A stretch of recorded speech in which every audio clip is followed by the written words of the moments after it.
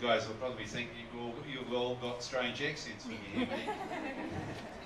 Does anybody know what New Zealanders say to each other as when they say hello? Yeah, or g'day mate. So I'm going to say g'day Mount Markham School. G'day. And yes, I have come a long way. It takes about 12 hours to get from New Zealand to Los Angeles, and about 5 or 6 hours flying across the East Coast. But I couldn't think of anything better to do. And in fact, today, in calendar date, it was yesterday in New Zealand because we're a day ahead. It's my 25th year with Mainframe. And when I saw this coming up on this day, I just thought it was a perfect way, because this is the best part of my job. I'm involved in computer systems and our businesses around in Asia, United States, Australia and New Zealand. But I just love doing books and homes and going to schools and seeing you kids and seeing how much enjoyment you get out of books. And I've never heard a school so happy to get books. You guys are real loud, so keep it up. Now, Books and Homes has been going in New Zealand now for 15 years, and we've given away 7 million books there. And to put that in perspective, for New Zealand, we've got 4.5 million people, 40 million sheep, and we have in our libraries, in total libraries in New Zealand, public libraries, there's only about 10 million books. So we've almost given away as many books as there are in public libraries. And for those parents and sponsors and that, thank you very much for participating. We've been going 15 years. The government, the central government in New Zealand has now chipped in, and they pay a third of the books because the program has been so successful in the literacy of New Zealand children.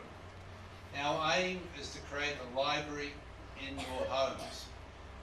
When you've got 2 or 3 kids from going to one school and they get 6 books a year, 18 in total or 12 or something, you might have 100 books by the time they finish elementary school.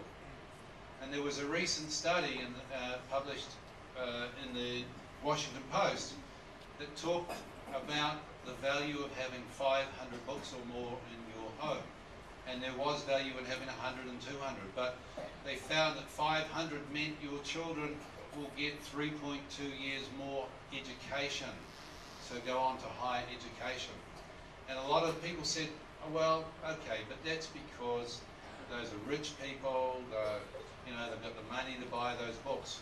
Well, they did the same study in China, and I should say this was 27 countries over 20 years and 70,000 students.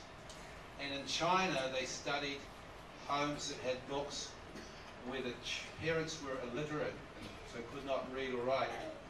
And in China, where they had 500 books or more, the children went on to have 6 more years education than normal. So it doesn't matter how much money you've got, you have to have a passion for reading. And that's what we're so much about. If you can't read, you can't lead. On the backs of our trucks in New Zealand, we have all sorts of educational sayings, and one is leaders are readers. If you children want to be the President of the United States, which I hope that many of you do, you won't get there unless you read, and you have to read a lot.